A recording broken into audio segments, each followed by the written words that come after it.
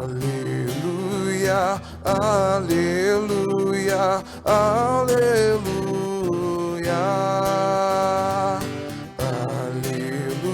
Aleluia, aleluia, aleluia.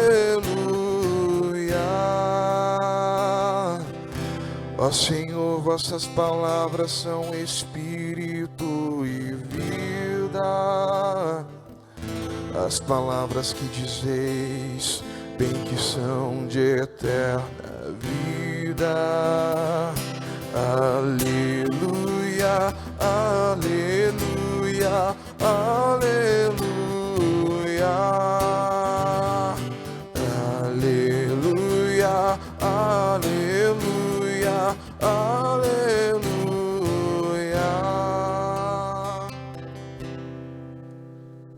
O Senhor esteja convosco. Ele está no meio de nós. Proclamação do Evangelho de Jesus Cristo, segundo João. Glória a vós, Senhor.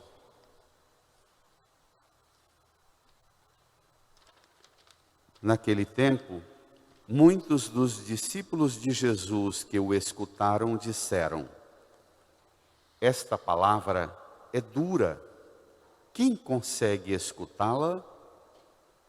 Sabendo que seus discípulos estavam murmurando, por causa disso mesmo, Jesus perguntou: isto vos escandaliza? E quando virdes o Filho do Homem subindo para onde estava antes? O Espírito é que dá vida, a carne não adianta nada. As palavras que vos falei são espírito e vida, mas entre vós há alguns que não creem. Jesus sabia, desde o início, quem eram os que não tinham fé e quem havia de entregá-lo. E acrescentou: é por isso que vos disse, ninguém pode vir a mim, a não ser que lhe seja concedido pelo Pai. A partir daquele momento, muitos discípulos voltaram atrás e não andavam mais com ele. Então, Jesus disse aos 12: vós também vos quereis ir embora? Simão Pedro respondeu: a quem iremos, Senhor? Tu tens palavras de vida eterna. Nós cremos firmemente e reconhecemos que Tu és o Santo de Deus. Palavra da salvação. Glória a vós, Senhor. Aleluia, aleluia, aleluia.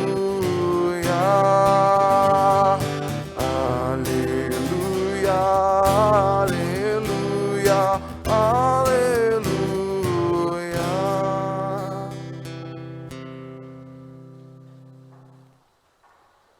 Sentados aqui na igreja e você que está em casa rezando conosco, nos recolhamos num tempo de silêncio, no íntimo do nosso coração, invoquemos o auxílio do Espírito Santo, para que esta palavra seja palavra de espírito e vida, hoje, transformando-nos, tocando-nos profundamente para o seguimento do Senhor. Supliquemos, rezemos.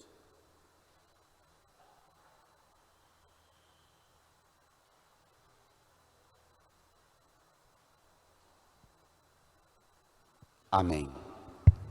Queridas irmãs e irmãos,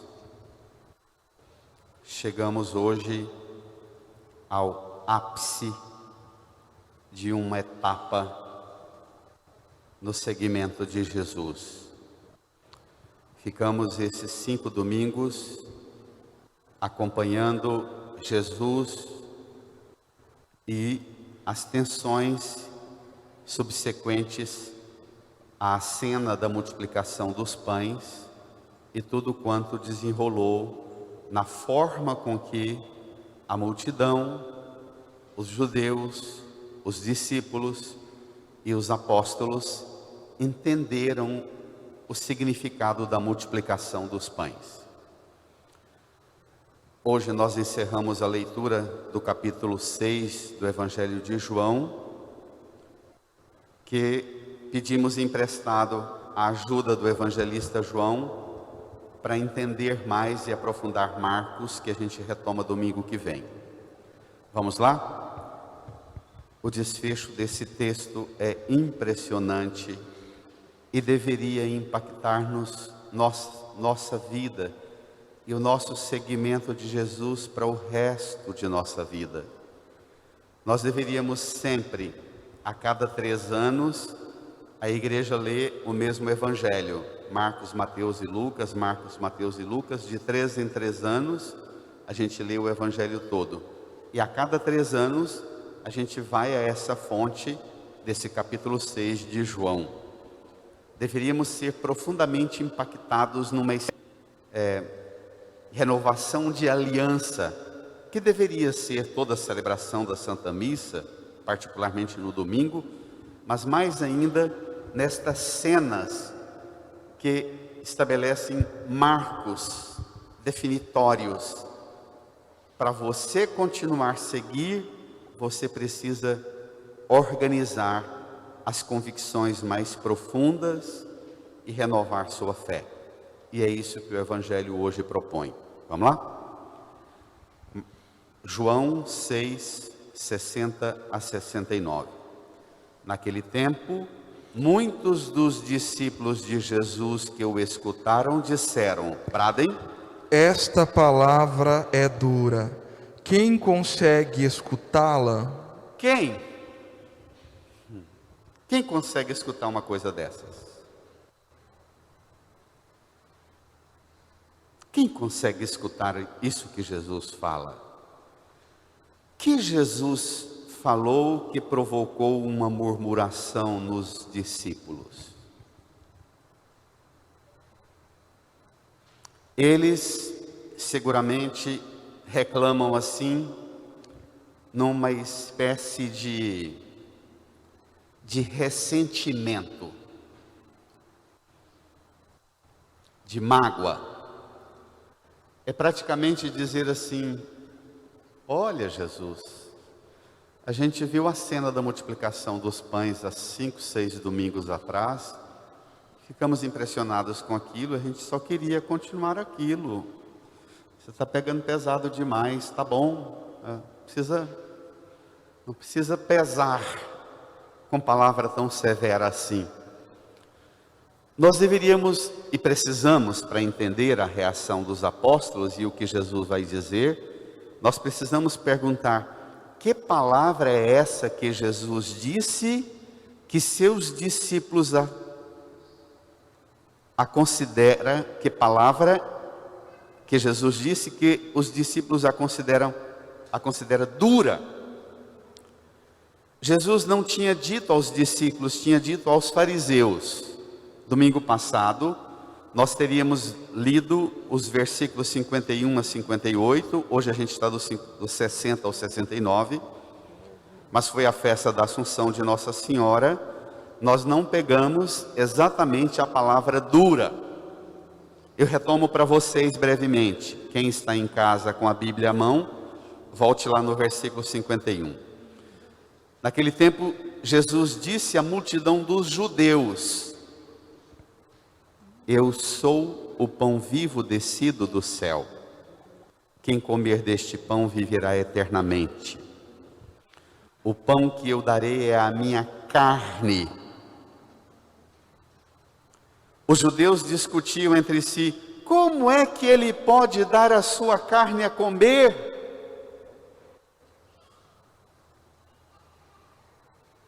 No domingo atrasado, eles reclamavam: não é este Jesus, o filho de José, o filho de Maria? Agora ele vem falar em dar a carne. E Jesus responde: em verdade, se vocês não comerem a carne do Filho do Homem e não beberem o seu sangue, vocês não terão vida. Vocês podem cumprir tudo quanto é ritual, pagar todos os dízimos, fazer todas as ofertas, cumprir todos os protocolos das tradições religiosas, tudo. Mas existe uma aliança a ser estabelecida entre o Filho do Homem e aqueles que o acolhem, que é comer sua carne e beber o seu sangue. Se isso não ocorrer, este pão do céu que eu sou, não é como aquele que vossos pais comeram e morreram. Eu sou o pão, e quem comer do pão que eu dou, viverá para sempre. Então, a palavra que os discípulos reivindicam como dura é esta. A palavra por excelência que mostra e marca a cada semana, a cada domingo que você é discípulo do Senhor. Parar tudo na sua vida, cessar tudo, ir para a igreja, reunir com a comunidade, celebrar a Eucaristia e renovar a aliança na mesa, no banquete eucarístico. Os discípulos dizem que isso é duro demais de ouvir. Jesus vai escutar essa reclamação e não vai maneirar o discurso dele. Pelo contrário. Vamos ver? Versículo 61. Sabendo que seus discípulos estavam murmurando por causa disso mesmo, Jesus perguntou: bradem, isto vos escandaliza? E quando virdes o Filho do Homem subindo para onde estava antes? Pronto. Olha, vocês estão murmurando. O tema da Eucaristia, a teologia mais alta do discipulado, provoca murmuração nos discípulos. Quantos católicos não entendem mais a Eucaristia? Quantos católicos não entendem mais o sentido da celebração eucarística? Por isso, não entendem também o sentido do discipulado e consideram sempre a palavra de Deus como palavra dura de escutar.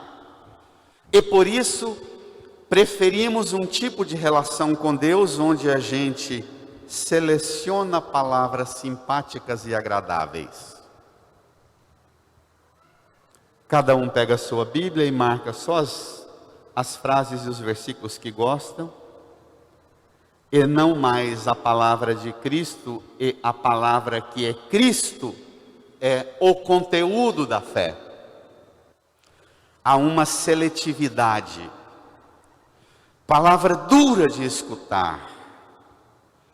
Jesus diz: olha, vocês se escandalizam com o que eu estou falando. Escândalo, na linguagem grega, no hebraico, no aramaico, é o mesmo que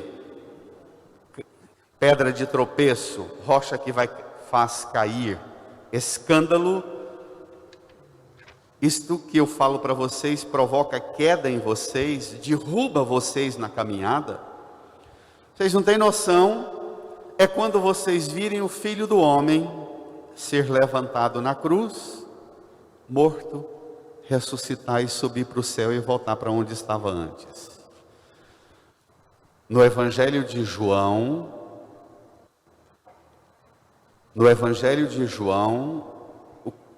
os 21 capítulos, João recorre constantemente à ideia de que a elevação de Jesus na cruz não se separa da elevação de Jesus ao céu. Então, sempre que falar da elevação à glória do céu, em João, a glória do céu está intimamente ligada à humilhação da cruz. A glória do céu é a glória da cruz, porque a cruz é, por excelência, o lugar da fidelidade de Jesus. E é por excelência o lugar da fidelidade do discípulo, da discípula. Os discípulos ficam escandalizados com Jesus falar sobre ele dar o seu corpo e o seu sangue, e é por excelência na cruz onde ele vai oferecer-se como alimento para nós. Tem uma reclamação de algumas correntes ideológicas que dizem que hoje em dia nós esvaziamos a missa do mistério do sacrifício de Cristo. O Catecismo da Igreja define que a Eucaristia, ela é banquete sacrificial, banquete do sacrifício, é banquete pascal e é penhor da glória futura. Essas são as 3 definições do Catecismo da Igreja: banquete do sacrifício, banquete pascal e penhor da glória futura. Sempre que celebramos a Eucaristia, nós não devemos de jeito nenhum ficar só no banquete pascal, esquecer da dimensão da glória futura e da dimensão do sacrifício. Mas não podemos olhar só para o sacrifício e tirar o banquete da Páscoa e a glória futura. E assim sucessivamente. Essas 3 dimensões, elas estão intrinsecamente envolvidas, entrelaçadas, costuradas. Nós devemos olhar para a Eucaristia e sempre ser a Eucaristia a atualização daquele sacrifício, a expressão da glória pascal, a expressão da glória futura. E a gente participa das 3 realidades. Pela Eucaristia, o futuro se faz presente, o presente se faz eterno e o passado se atualiza pelo rito da Eucaristia. E é o Espírito Santo que opera o rito da missa e possibilita que o rito da missa, que se tornou uma coisa enfadonha, chata para muitos, ou uma repetição protocolar, ritualística, tradicionalista, de um trem que tem começo, meio e fim e vai embora. Mas a celebração eucarística é um rito pelo qual o Espírito Santo opera uma realidade sobrenatural. Leva a gente para as 3 da tarde ao pé da cruz, ao mesmo tempo que traz o sacrifício da cruz, atualiza-o, garante-nos participar da glória pascal da ressurreição do Senhor e projeta-nos para as alegrias da eternidade do céu. Isso é a missa, isso é a Eucaristia. Os discípulos não querem isso. Os discípulos não querem esse mistério. Os discípulos, como muitos de nós hoje, vamos à missa para resolver problemas. Para querer, o que é que eles querem de Jesus? Cesta básica: pão multiplicado e peixe assado. Mais nada. Muitos de nós, a participação nossa na Santa Missa não passa de ir para a missa para pedir aquilo. Pronto. No máximo, agradecer, porque semana passada eu vim aqui pedir isso e isso aconteceu, aí eu vim agradecer isso, mas vim pedir mais 3 coisas. Domingo que vem, eu venho agradecer 3 e pedir mais 4. E pronto. Você participaria da missa se você não tivesse nenhuma intenção para trazer para a missa? E você participaria da missa porque a missa, a Eucaristia, é o ápice de sua relação com Ele, na sua entrega, é banquete pascal e te projeta para a glória futura. Você participaria da missa por essa razão, sem intenção nenhuma? Quando Jesus fala, olha, uma nota, o Evangelho de João foi escrito lá pelo ano 100. E já no ano 100, quer dizer, 47 anos depois da morte, ressurreição e da subida de Jesus para o céu, já, 47, né? 67. 67 anos, desculpe, depois da subida de Jesus para o céu, 67 anos depois, já tinha gente na igreja participando da missa sem entender a missa. Então, a catequese que o evangelista João faz no seu texto já é para corrigir os vícios da sua comunidade na interpretação equivocada do que era a participação da missa. A maior parte da idade nossa aqui. Os discípulos escutam Jesus falar isto e agora murmuram, ficam escandalizados. E Jesus diz: olha, vocês estão escandalizados por eu falar que dou minha carne e dou o meu sangue? Eu digo a vocês que fé que não resiste aos escândalos é uma fé vã. E olha que não tem faltado escândalos na nossa vida cristã, na nossa vida de igreja. Essa semana fomos bombardeados de novo pelos escândalos de um bispo católico. Fé que não resiste aos escândalos é uma fé vã. Não tenha medo dos escândalos, das fragilidades e precariedades dos cristãos, porque alguém que passa a mover sua vida pela força dos escândalos, passa a ficar escandalizado até com Jesus. Entendeu o que eu falei? Quando você passa a dirigir sua fé pelas notícias dos escândalos, você chega ao ponto de ficar escandalizado até com o que Jesus diz e faz. Cuidado. Por que Jesus vai dizer, os discípulos ficam escandalizados por uma razão simples? E Jesus vai à raiz da fraqueza na fé. Versículo 63. Vamos? O Espírito... Entenda qual é a raiz da fraqueza da minha e da sua fé. 63. O Espírito é que dá vida, a carne não adianta nada. Bradem. As palavras que vos falei são espírito e vida. Mas entre vós há alguns que não creem. Tá.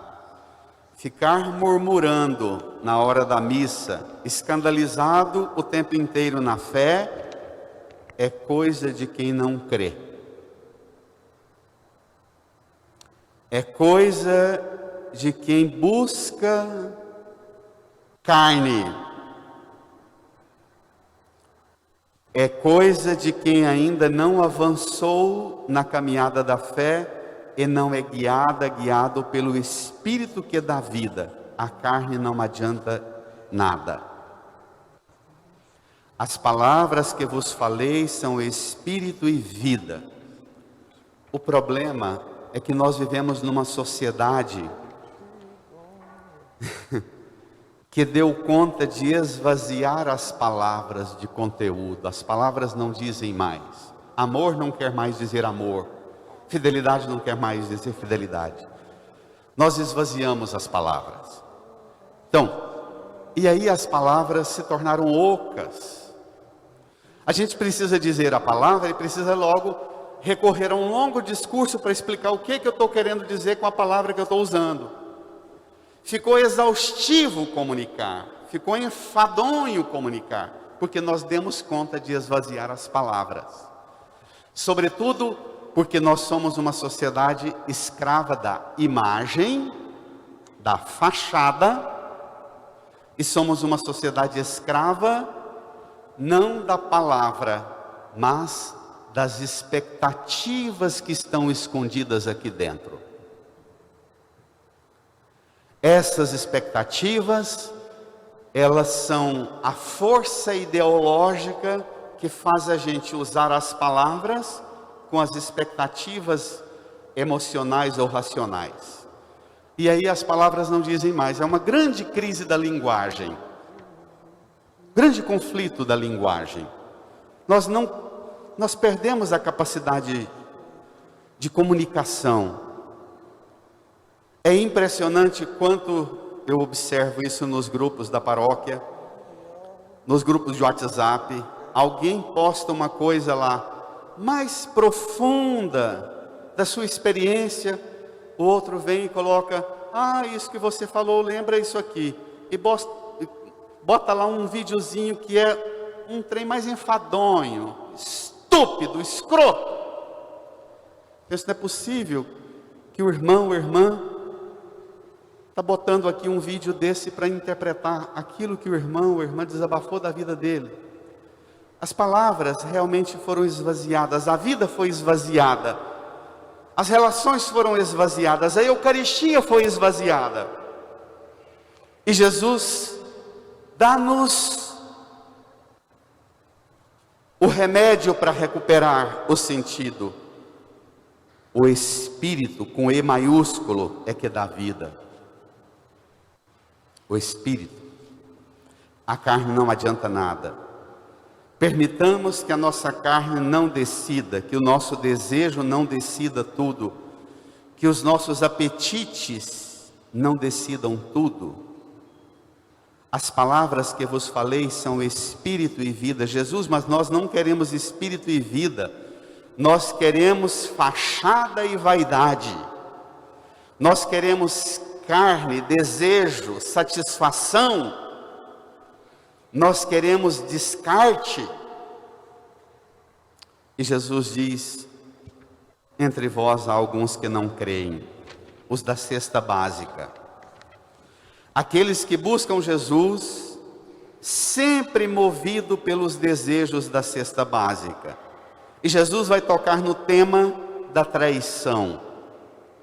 Judas é o camarada que tinha o saquinho da moeda da coleta da igreja. E Judas é o cara que vai ver Jesus ser ungido com o perfume de nardo puro que a mulher derrama nos pés, na cabeça dele, que valia 300, valia uma enorme fortuna. E Judas fala, se pegasse esse perfume que essa mulher está derramando em Jesus e desse cesta básica para os pobres, alimentaria muita gente. Judas é o camarada que está na igreja por causa da cesta básica.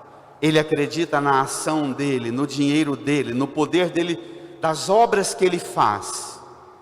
E Jesus diz que esses não se abrem para o mistério. Vamos ver? Veja. Jesus sabia desde o início quem eram os que não tinham fé e quem havia de entregá-lo. Quem eram os que não tinham fé? Parece que não é só Judas, não. É mais do que Judas. Está no plural. E quem havia de entregá-lo? E acrescentou, versículo 65, brada a igreja. É por isso que vos disse, ninguém pode vir a mim, a não ser que lhe seja concedido pelo Pai. Jesus diz, olha, ninguém pode vir a mim a não ser que lhe seja concedido pelo Pai. Há 2, 3 domingos atrás, o evangelista João já tocava nesse tema. Chegar a Jesus é obra que o Divino Pai Eterno concede como dom e graça. Chegar a Jesus é um dom sobrenatural que o Pai Eterno concede. No Evangelho de João, Jesus mesmo é aquele que preside a sua entrega, a sua fidelidade a esse Pai, que deu-nos como remédio de salvação. A paixão de Jesus, Ele conhece e antecipadamente se adianta, antes de ser traído por Judas, vendido por 30 moedas e ser pregado na cruz. Ele muitas vezes, e até incompreendido como agora, ele diz, não são vocês que arrancam a minha vida e destroem a minha vida na cruz, eu é que dou a minha vida como comida e como bebida para vocês. Não empolguem pensando que a maldade de vocês é tão grande desse tanto, não. Quando vocês pensarem que estarão me derrotando e me eliminando, eu estarei já na quinta-feira que antecede essa entrega, eu já estarei ofertado e dado a vocês no meu corpo e no meu sangue como alimento. Não é bonito? Ele se antecipa um dia antes. E por isso ele diz: participar disto é uma concessão do amor extraordinário que o Pai Eterno te dá. Você acha que você está comigo, me seguindo, deixou barca, deixou rede, deixou pescaria, está me seguindo, você acha que você merece préstimos? Não! Você chegar até mim já é um dom sobrenatural que o Pai Eterno te deu. Irmã, irmão, esse é o problema, é um dos problemas. Você segue Jesus por causa dessa graça que o Divino Pai Eterno te concedeu, de chegar até Jesus? Ou você segue Jesus porque os problemas te empurram para a igreja e para a religião? Os medos, os desejos, os pedidos, as ambições. Por que você segue Jesus? Você segue Jesus como centro de uma graça que o Pai Eterno move você até Jesus? E Jesus pega, quando você chega a Ele, o Pai Eterno te leva até Jesus, e Jesus oferece o seu corpo e sangue para te alimentar, e essa oferta que Jesus faz do seu corpo e do seu sangue, te garante e te dá a graça de ser levada e conduzida até o Pai.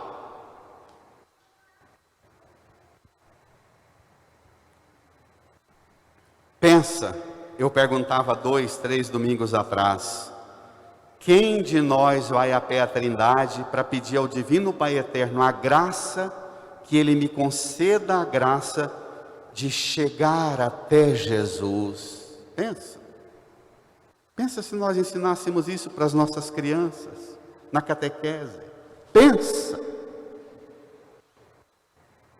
Vamos rezar, vamos pedir a Deus a graça do Pai Eterno, possibilitar-nos que nós cheguemos. Ninguém pode vir a mim, a não ser que lhe seja concedido pelo Pai. Então vamos pedir ao Pai Eterno a graça da gente poder vir até Jesus, porque esse é o milagre por excelência. Vir até Jesus já é o grande milagre. Mas não, a gente pensa que tem que vir até Jesus, senão não vamos conseguir os milagres. Pedir isso, pedir isso, pedir isso, pedir isso, pedir isso. Tudo carne, tudo carne, tudo carne. Cesta básica, pão e peixe, coisa para o corpo, coisa para essa vida, que não adianta de nada. Claro, Jesus pegou tão pesado, esse é o ápice, curiosamente, o tema da Eucaristia, é o ápice da firmeza da pregação de Jesus, porque é o tema da sua entrega, e isso vai marcar definitivamente, e vai acontecer agora o primeiro cisma na igreja. O primeiro cisma na igreja não foi o da virada do milênio, com as igrejas do Oriente, grega, ortodoxa, e depois a igreja anglicana. O primeiro cisma da igreja foi aqui, vamos ver?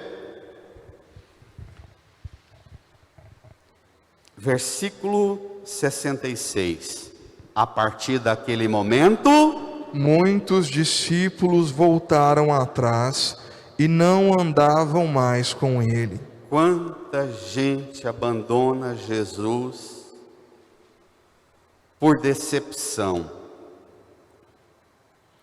O ponto de estrangulamento das expectativas. Eucaristia sem seguimento de Jesus, ela se torna uma superstição, uma mandinga. Se a Eucaristia não concerne na sua vida como o ápice da sua vida de seguidora e seguidor do Senhor, ela é esvaziada completamente do sentido. Por isso, Jesus diz, e provoca no coração de muitos, a partir daquele momento, muitos discípulos voltaram atrás, começaram a olhar um para o outro e dizer, compensa não, bora, vamos caçar outra igreja, caçar outro mestre, um mestre mais entusiasmado, um mestre que faz orações poderosas, que pega o dízimo da gente e faz multiplicar, e pega pão e peixe, e transforma pedra em pão. Vamos procurar um mestre mais inflamado. Isso aqui está muito sem graça. Bora para ali, vamos caçar outra coisa. Vamos voltar para a vida de antes. Quantos cristãos saem de igreja em igreja, e até de paróquia em paróquia, caçando um mestre mais apaixonante do que Jesus, um padre, um pregador, um pastor mais inflamado, que empolga a gente, porque esse discursinho de Jesus está muito xoxo para nós, compensa não.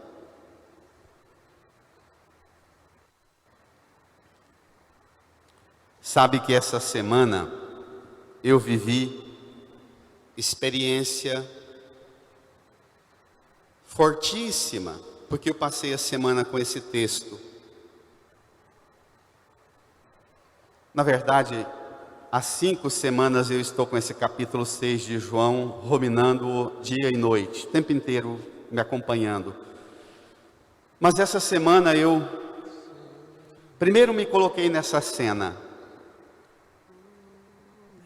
Seria eu um dos discípulos que não tem fé, que não crê, e que também desisto de seguir Jesus?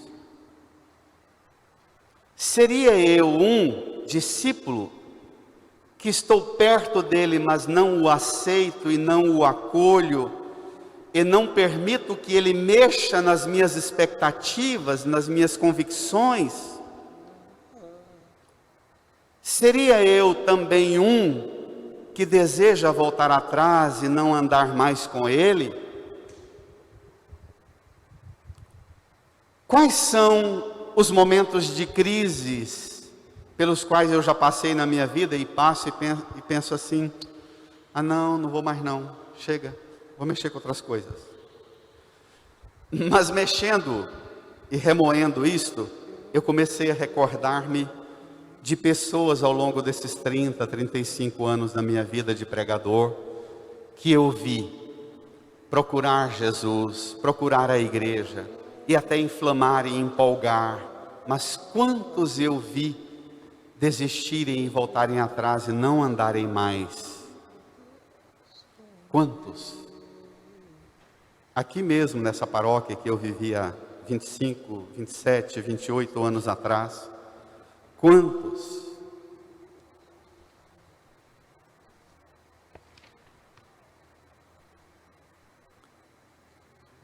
Irmã, irmão, você vai voltar atrás e não andar mais com Jesus, porque você não aceita Jesus mexer nas expectativas que você criou, nos pedidos e nos sonhos que você tem, nas provocações da carne, que Jesus diz que não adianta de nada, mas você é movido pela carne, por desejos, por ambições, ou por feridas, que a carne é que te empurra para Jesus, e você está atrás de Jesus, para que Ele mexa nisto, e nisto, e nisto, e nisto, e nisto, você também vai voltar atrás, e vai ser guiada por sua carne, ou você vai inaugurar o tempo do Espírito em sua vida, em seu segmento.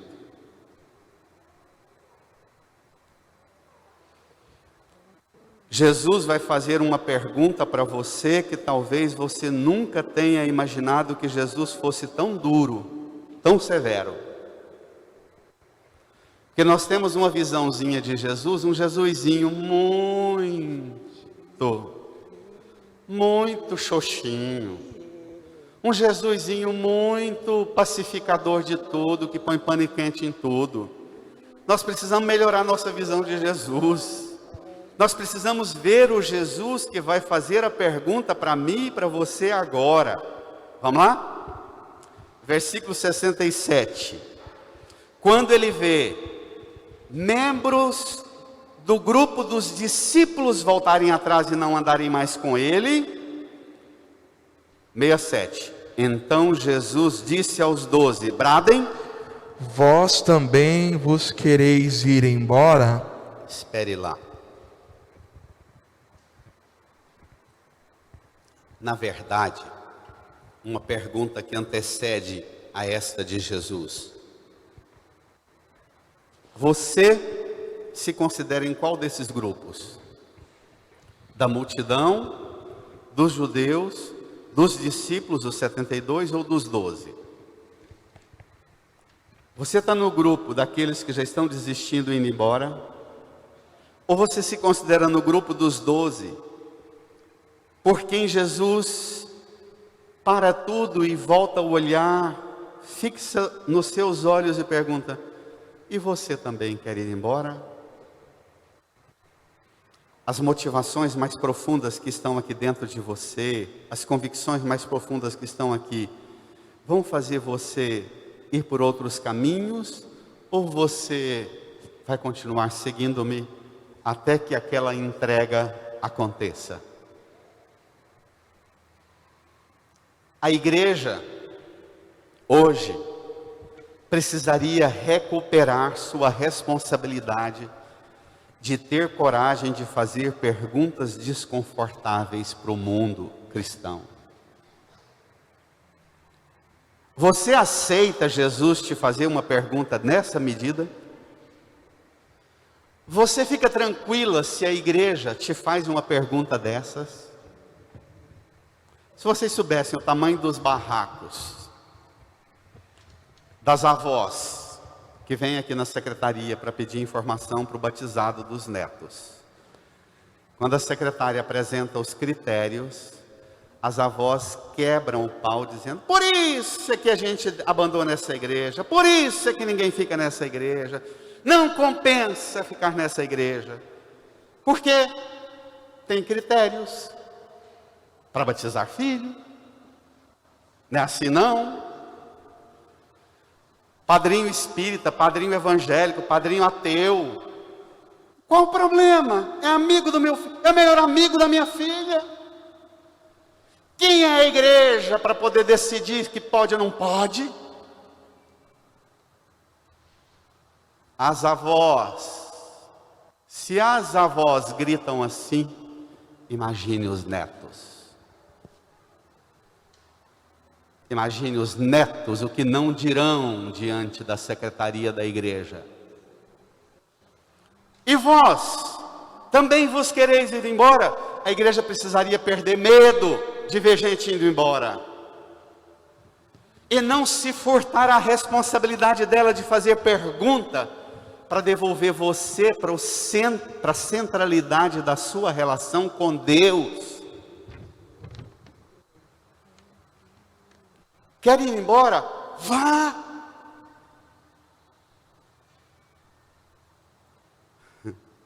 Tem coisas que Jesus diz e faz que te faz voltar atrás também hoje, irmão. Você aceita as perguntas de Jesus ou você quer só respostas de Jesus?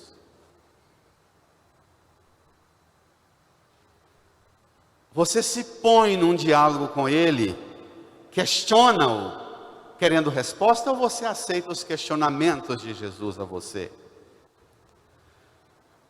Você volta atrás, ou você professa com a igreja a sua fé, como Pedro professa agora? Vamos lá? Versículo 68. Ante a pergunta de Jesus: mais virulenta que a morte na cruz. Vocês também querem ir embora? Simão Pedro, apesar de frágil, apesar de que ainda vai negar Jesus, vai sofrer muito para entender o segmento e o mistério da cruz. Mas Simão Pedro, apesar das fragilidades e fraquezas que o habita, Simão Pedro não deixa de professar a fé e dizer, juntos, bradem: a quem iremos, Senhor? Brada. Tu tens palavras de vida eterna. Brada. Nós cremos firmemente e reconhecemos que Tu és o Santo de Deus. Tu és o Santo de Deus, Jesus. O Senhor não é qualquer coisa, não. O Senhor não é só mais um pregadorzinho, manipulador de consciência e arrecadador de dízimo e de oferta, não. O Senhor não é só mais um fazedor de milagre que arranca entusiasmo das multidões insanas, não. Tu és o Santo de Deus, Jesus. Irmã, irmão, é essa a definição que você tem de Jesus? Tu és o Santo de Deus. Você, quando conversa com Jesus, na sua oração, você abre o coração e começa a falar com Ele, você se põe em oração e você se sente na presença do Santo de Deus, o único que tem palavra de vida eterna. É isso?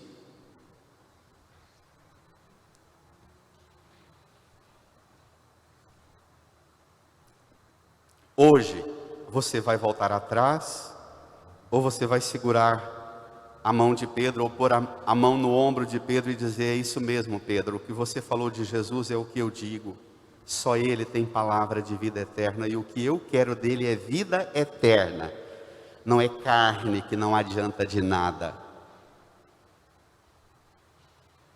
Amém. Incline a sua cabeça. Permita que Jesus chegue bem perto de você, ponha a mão no seu ombro e pergunte a você, e você, quer ir embora? Aceite Jesus te perguntar. Reconheça que Ele tem autoridade para te fazer essa pergunta, para te abordar nessa força, nesse vigor que só Ele tem. Aceite Jesus te questionar.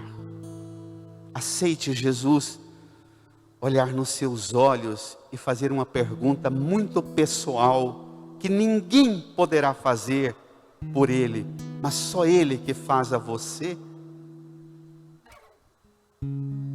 Fale com Ele, escute-o, renove a sua fé.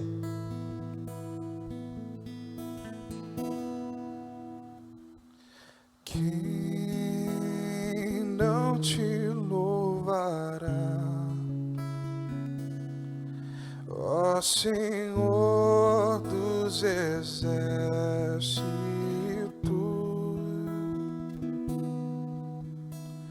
Quem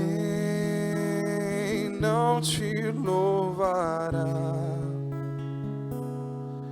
ó Senhor dos exércitos?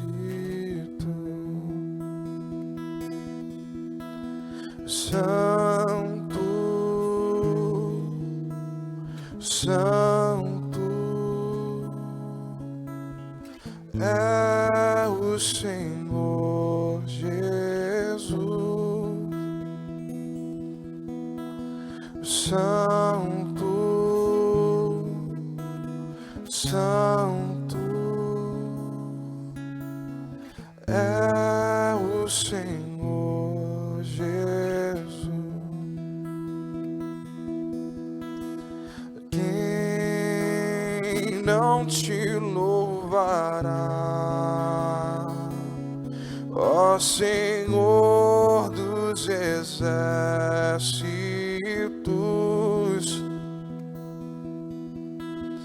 Quem não te louvará,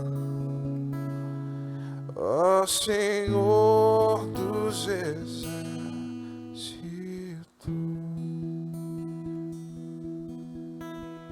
olhando para a palavra. Fiquemos em pé.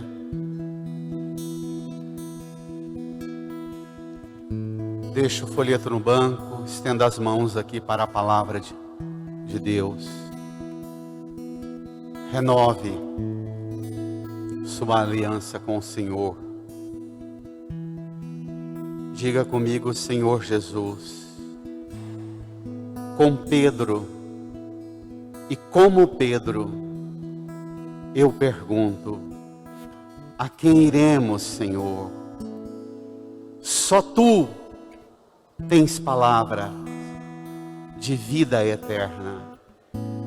Nós cremos firmemente e reconhecemos: Tu és o Santo de Deus. Senhor, eu creio nesta palavra e renovo a minha aliança com esta palavra, com a sua igreja, com Pedro. Eu quero caminhar na sua igreja. Eu creio, Senhor, mas aumentai a minha fé